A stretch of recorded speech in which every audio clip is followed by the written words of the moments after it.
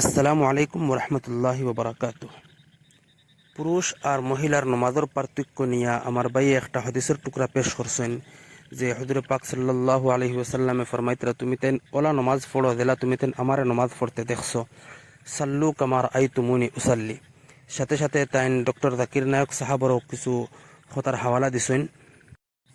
আর ও কথা তাইন বোঝার চেষ্টা কতরা যে হাসাও পুরুষ আর মহিলার নমাজের মধ্যে কোনো পার্থক্য আছে নি না নাই। আর গৈর মুকল্লিদিন অর্থাৎ নামদারি এহলে হদিস দ্বারা তারারও আরও কিছু কথা তাইন বয়ান করতে চাইছেন যে তারা কোন ও কথা দে নাবির নিচে অথবা নাবির দ্বারা খাসায় হাত পাতার ব্যাপারে কোনো সহি হদিস নাই তারা কোন। আর কোন ও কথা তারা যে বেশি সহি হদিস হইয়া থাকলো সিনার উফরে হাত পাদা অর্থাৎ বুকুর উফরে হাত পাদার ব্যাপারে। জবাবর আগে একটা কথা ইয়াদ রাখা দরকার যে এইরকমের প্রশ্নের উত্তর তাকিয়া এই গ্রুপের মধ্যে আমরা দূরে থাকার চেষ্টা করি। গতিকে আগে দিয়ে ইনশাল্লাহ আমরা সারা এই রকমের প্রশ্ন থেকে দূরে থাকার চেষ্টা করতাম। এখন কথা হয়েছে একটা যে এবাদত ইয়া থাকলো দুই প্রকার, একটা হয়ে থাকলো মালি এবাদত আর একটা হয়ে থাকলো বদনী এবাদত।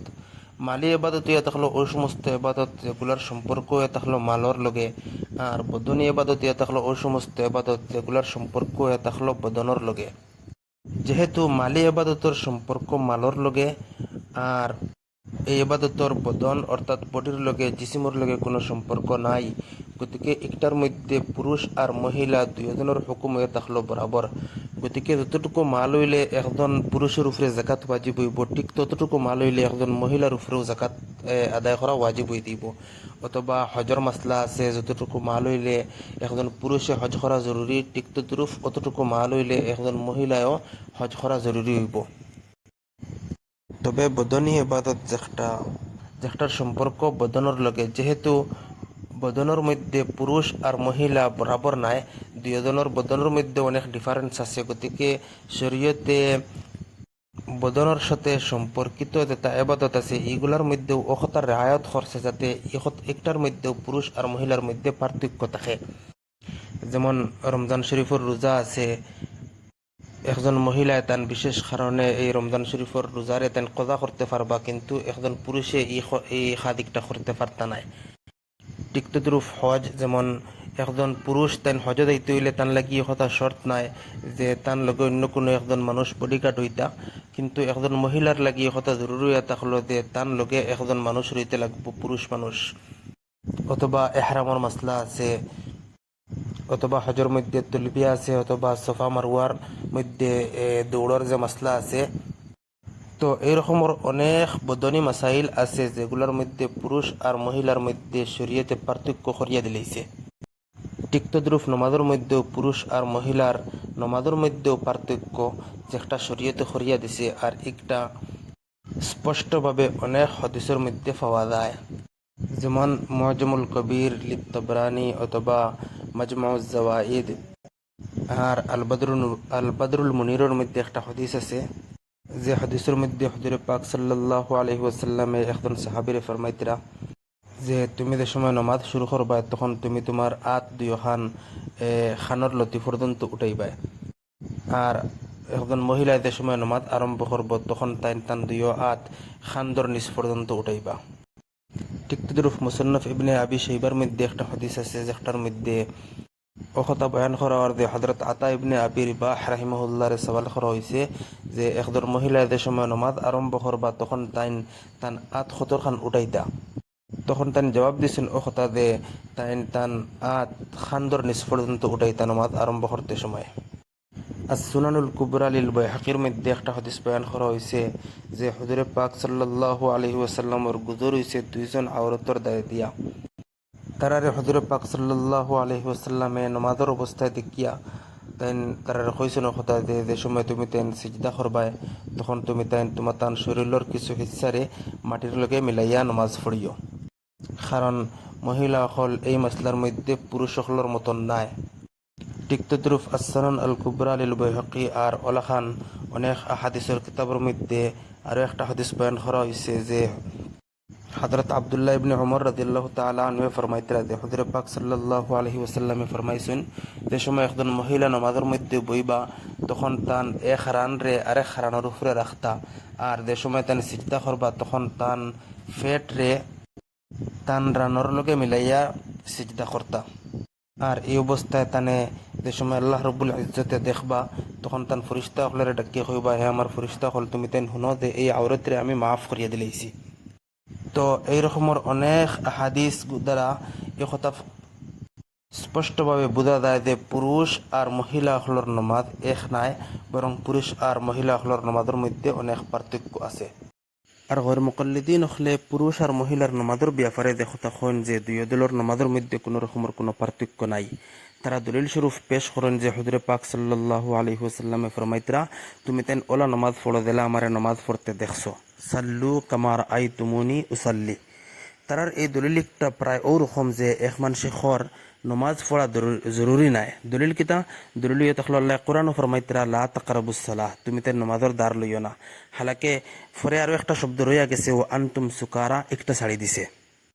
ঠিক তদ্রুপ তারাও এই হাদিসের মধ্যে অথবা এই দলিলের মধ্যে প্রায় ওরকম খাম করছেন যে এই হাদিসের আগেও কিছু রইয়া গেছে, পরেও কিছু রইয়া গেছে। দুই সাইড ছাড়িয়া মাঝখান থেকে একটা টুকরা উঠাইয়া তারার যে মনসাদ একটা আসলো ওটারে সাবিত করতে ও হাদিস ওটারে দলিল বানাই লইছেন। গর মুকল্লিদিনের অখলর একটা তারার ফিতরি এবং পয়দাইশি আদত হইয়া থাকলো হাদিসের সাথে তারা এরকমের খেয়ানত, ঝুট, ফরেব আর দুকার সৃষ্টি করিয়া মানুষের বিভ্রান্ত করার চেষ্টা করেন। যদি এই হদিসিকটা সম্পূর্ণরূপে ফলা যায়, আগও না ছাড়িয়া আর খরও না ছাড়িয়া, তো কোনো রকমের কোনো ইস্কাল আর কোনো রকমের কোনো এতরাজ বাকি থাকে না। এই হদিসিকটা সম্পূর্ণরূপে বুখারী শরীফ কিতাবুল আযান উঠাইয়া দেখতে পারবা। হদিসিয়া তাহলো قال حدثنا مالك قال أتينا إلى النبي صلى الله عليه وسلم ونحن شبابة متقاربون فأقمنا عنده 20 يوما وليلة وكان رسول الله صلى الله عليه وسلم رحيما رفيقا فلما ظن أن قد اشتهينا أهلنا أو قد اشتقنا سألنا عمن تركنا بعدنا فأخبرناه قال ارجعوا إلى أهليكم فأقيموا فيهم وعلموهم ومروهم وذكر أشياء أحفظها أو لا أحفظها وصلوا كما رأيتموني أصلي فإذا حضرت الصلاة فليؤذن لكم أحدكم وليؤمكم أكبركم। এই হাদিসের মধ্যে একজন সাহাবী ফরমাইতরা যে আমরা কয়েকজন সাহাবী হুজুরে পাক সাল্লাল্লাহু আলাইহি ওয়াসাল্লামের সাথে কোনো এক জায়গার মধ্যে প্রায় 20 দিন 20 রাত কিয়াম করছি। যে সময় হুজুরে পাক সাল্লাল্লাহু আলাইহি ওয়াসাল্লামে আমরা চেহারা বাসাইয়া বুঝি লইছেন যে আমরা সারার ইচ্ছা জাগের বাড়িঘরের মধ্যে যাওয়ার। তো হুজুরে পাক সাল্লাল্লাহু আলাইহি ওয়াসাল্লাম বড় রহমদিল আসলা আমরা দেখাইছেন বাড়িঘর খারে তুইয়া আইছি বা না তুইয়া আইছি। আমরা প্রশ্নের উত্তর দেওয়ার পরে হুজুরে পাক সাল্লাল্লাহু আলাইহি ওয়াসাল্লামে আমরা কইছেন যে তুমি তেন বাড়িত যাও, তারা ইলমে দিন শিক্ষা দেও আর এই সমস্ত বস্তুর আদেশ করো, নিষেধ করো। আর লগেও কথা কইছেন যে সাল্লু কামার আই তুমুনি উসাল্লি, তুমি তেন ওলা নমাজ পড়িও দিলে আমারে নমাজ পড়তে দেখছো। আর যে সময় নমাজের সময় দিব তখন তোমাদের মধ্যে তাকিয়া একজন মানুষে আদান দিবা আর তোমাদের মধ্যে যে বালা মানুষ রইবা এন ইমামতি করবা। তো দেখো এই হাদিসের মধ্যে ফরে যে এই সাল্লু কামার আই তুমনি উসাল্লি খোয়ার বাদে হুজুর পাক সাল্লাল্লাহু আলাইহি ওয়াসাল্লামে ফরমাইতরা তোমাদের মধ্যে তাকিয়া একজনে আদান দিবা আর তোমাদের মধ্যে তাকি একজনে নামাজ পড়াইবা। ওটা দ্বারা বোঝা যায় যে এই হাদিসটা শুধুমাত্র পুরুষ সকলের লাগিয়া খাস, এই হাদিসের মধ্যে মহিলা হল শামিল নাই। আর যদি এই হাদিসের মধ্যে অথবা এই কথার মধ্যে মহিলা হল শামিল হইয়া তখন সাল্লু কামার আই তুমনি উসাল্লির মধ্যে পুরুষ আর মহিলার যদি কোনো পার্থক্য থাকে না, তো বাদে দেখো কইতরা তোমাদের মধ্যে থাকি একদিনে আদান দিতা, তোমাদের মধ্যে থাকি একদিনে নামাজ পড়াইতা, একটার মধ্যে তো পুরুষ আর মহিলার মধ্যে কোনো রকমের কোনো পার্থক্য রইতো না। আর এই কারণে পুরুষ হলে আদান দিতে পারতা, ওলা মহিলা হলে আদান দিতে কোনো রকমের কোনো অসুবিধা হইতো না আসলো। আর দিলা পুরুষ হলে নামাজ পড়াইতে কোনো অসুবিধা নাই, ঠিক তদ্রুপ মহিলা হলেও নামাজ পড়াইতে কোনো রকমের কোনো অসুবিধা হইতো আসলো না। তো ও দেখো হদিসের আগ আর হদিসের খর আর অক্টায় তখল গর মুকল্লিদিন অখলর খিয়ানত, ধোকা আর ফরেব আর ঝুট হাদিসের সাথে এই রকমের তারার ইচ্ছা মোতাবেক দলিল পেশ করিয়া মানুষের গুমরা করা, মানুষের পথভ্রষ্ট করা। আর প্রশ্নের মধ্যে ডক্টর জাকির নায়ক সাহাবর ব্যাপারে আমার ভাইয়ে কথা কইছেন। হাই কথার মধ্যে কোনো সন্দেহ নাই যে ডক্টর সাহাব বহুত বড় একজন মানুষ, বহুত গুণী জ্ঞানী শিক্ষিত আর বড় মর্যাদা সম্পন্ন একজন মানুষ। কিন্তু ইখতা জানার দরকার আছে, বুঝারও দরকার আছে যে তাইন তান ময়দান কিতা, তান প্ল্যাটফর্ম কিতা, তান খাজ কিতা, তাইন কিতা কোনো ফকিহ নি, কোনো মুফতি নি, কোনো মুহাদ্দিস নি, যে তান খোতা শরীয়তর মাসলা মাসাইলের মধ্যে গ্রহণযোগ্য হইতো, হদিসের মধ্যে তান খোতা গ্রহণযোগ্য হইতো। আমরা বর্রে সগীরের মধ্যে হাজার হাজার ওলামা অখল, মুফতি অখল, মুহাদ্দিসিন অখল, আমরা তারার অনুসরণ করি না। মুফতি তকি উসমানী সাহাব আছেন, মুফতি সৈয়দ আহমদ সাহেব পালনপুরি আলাইহির রহমা আছেন, অথবা হাকিমুল উম্মত হজরত আশরফ আলী থানুই সাহেব আলাইহির রহমা আছেন, রশিদ আহমদ গঙ্গুহি আলাইহির রহমা আছেন, কাসিম নানতুবি আলাইহির রহমা আছেন, অথবা হুসেন আহমদ মদনী আলাইহির রহমা আছেন। এরকমের অনেক মুহাদ্দিসিন অখল, ফুকাহা অখল, মুজতাহিদিন অখল ফড়ি রয়েছেন, যারা আমরা অনুসরণ করতাম ফার্মো, যার কারণে আমরা দুনিয়াও দৈন্য হইব আর আখিরাতও ইনশাল্লাহ দৈন্য হইব, কোনো রকমের কোনো অসুবিধা হইতো নাই। গैर মুকাল্লিদিন অখলর কিরদার, তারার কর্তুত দেখার বাদে কোনো সময় তো আফসোস লাগে আর কোনো সময় আসিও আয় যে তারা জন্মর আগে থেকে প্রায় কিসিমর কসম খাইয়া বুয়াত যে খেরর তকলিদ করতা নাই তারা। কিন্তু যে সময় তকলিদ শুরু করবা তখন পুরুষও দেখতা না, মহিলাও দেখতা না, চোখ মুতিয়া তকলিদ করা শুরু হয়ে দিব। যেমন ও মজমুন যেটার মধ্যে আমি বর্তমানে কথাবার্তা করিয়ার বুখারী শরীফের মধ্যে ইমাম বুখারী আলাইহির রহমা একটা আসর বয়ান করছেন উম্মে দারদা রাদিয়াল্লাহু তাআলা আনহার, যে তাই নামাজের মধ্যে পুরুষ সকলের মতো বইতা। ইমাম বুখারী আলাইহির রহমায় বাদে ফরমাইতরা ওয়াকানাত ফাকিহাতান, তান নিজে মুজতাহিদ আসলা, নিজে শরীয়তের মাসলা মাসাইল সম্বন্ধে ভালোভাবে জানতা।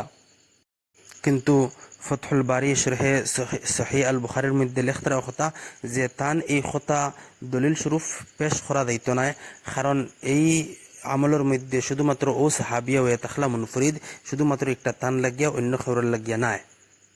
তো ও দেখো ইমাম আবু হানিফা আলাইহির রহমা আছেন, শাফি আলাইহির রহমা আছেন, ইমাম আহমদ ইবনে হাম্বল আলাইহির রহমা আছেন, ইমাম মালিক আলাইহির রহমা আছেন, অথবা এরকমের আরও অনেক বড় বড় মুজতাহিদিন হল আছেন।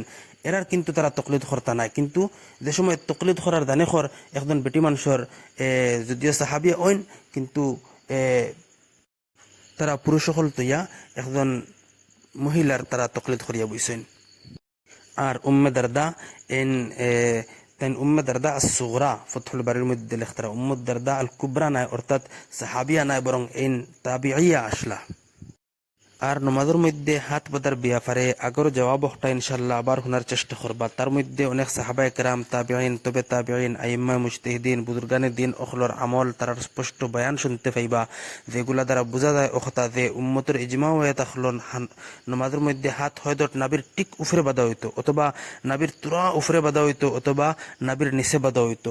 বুকুর উফরে হাত বাঁধার কোনো রকমের কোনো ইশারা অথবা কোনো রকমের কোনো আমল পর্যন্ত খেউরের পাওয়া যায় না। গैर মুকাল্লিদিন হলে তার এই দাওয়া একটা সাবিত করতে গিয়ে অনেক হাদিস হল পেশ করেন। আর এই সমস্ত হাদিস হলের মধ্যে থেকে সবচেয়ে মজবুত হাদিস হয়ে থাকলো হাদিসে ইবনে খুজাইমা। আর একটার ব্যাপারে আমি আগেও কইছি যে এই হাদিস একটা দ্বারা ইস্তেদলাল করা যায় না এই দাওয়ার উপরে, আর এই দাওয়ার উপরে হাদিস দ্বারা ইস্তেদলাল করা দুরুস্ত নাই। আর তার কারণ কিতা ইনশাআল্লাহ আগে যদি মৌকা মিলে বয়ান করব। আল্লাহ রব্বুল আলামিনে আমরারে সত্যের পথ অনুসরণকারী উলামা আখলর ইত্তেবা করার আর তারারে মানিয়া চলার আমরারে তৌফিক দান করুক। আল্লাহুম্মা আমিন। আসসালামু আলাইকুম ওয়া রাহমাতুল্লাহি ওয়া বারাকাতুহু।